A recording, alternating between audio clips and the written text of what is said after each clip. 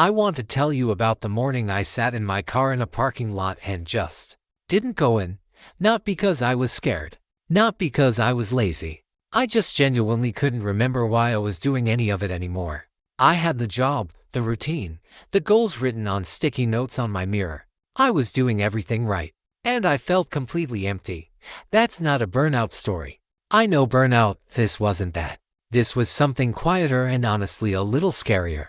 It was the feeling that I had been moving fast in a direction I never actually chose. So I gave myself 30 days. No grand plan, no 5-step system, no journaling about my ideal life. Just 30 days of paying attention to what actually made me feel like myself. The first week was uncomfortable in ways I didn't expect. I kept reaching for my phone to check something, optimize something, fix something. My brain was so wired to produce that stillness felt like a malfunction. I'd sit down to eat breakfast and my hands would be searching for a task before I even took a bite. That was the first thing I noticed. I had trained myself to be useful at all times. And somewhere along the way that became the only mode I had. I'm not going to tell you I meditated for an hour every morning and everything clicked. That's not what happened.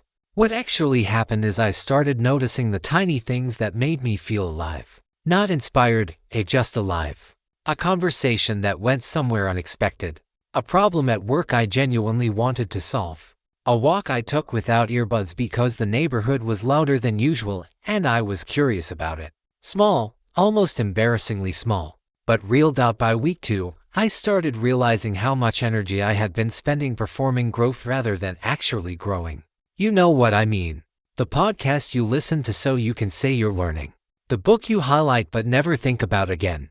The goals you set because they sound right, not because you actually want them. I had a whole system built around becoming a better person that had almost nothing to do with what I actually needed. That's the part nobody talks about. Self-improvement can become its own kind of avoidance. You stay so busy becoming that you never have to sit with who you already are. Week 3 is when things started shifting in a way I could feel. Not dramatically, not a montage moment. I started being more honest in small ways. When someone asked how I was doing, I stopped saying good, just busy like it was a personality trait. I started finishing things I actually cared about instead of collecting half-finished projects that made me feel productive without ever giving me the satisfaction of completion. I slept differently. Not longer, just less braced. Like I wasn't preparing for something to go wrong. And work. I started doing less, but the things I did do were sharper. Turns out when you're not performing diligence, you can actually just be diligent. There's a difference between someone who looks busy and someone who's locked in. For a long time I had optimized for looking like the first one while telling myself I was the second. By the end of 30 days, nothing in my life looked different from the outside. Same job, same apartment, same routine, mostly. But something had recalibrated.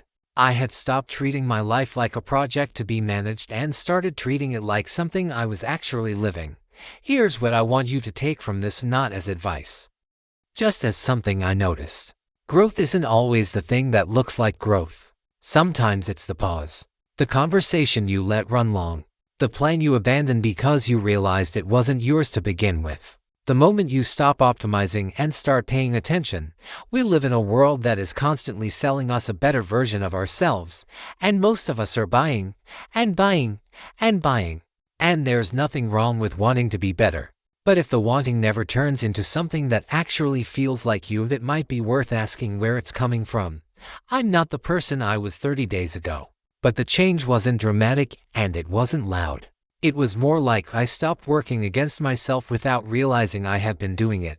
That parking lot morning, I sat there for about 12 minutes. Then I went in. But those 12 minutes changed something. Because for the first time in a while, I was choosing to go in, not just go in because that's what the schedule said. Growth looks different than I thought it would. It's quieter. It's slower. And it fits better.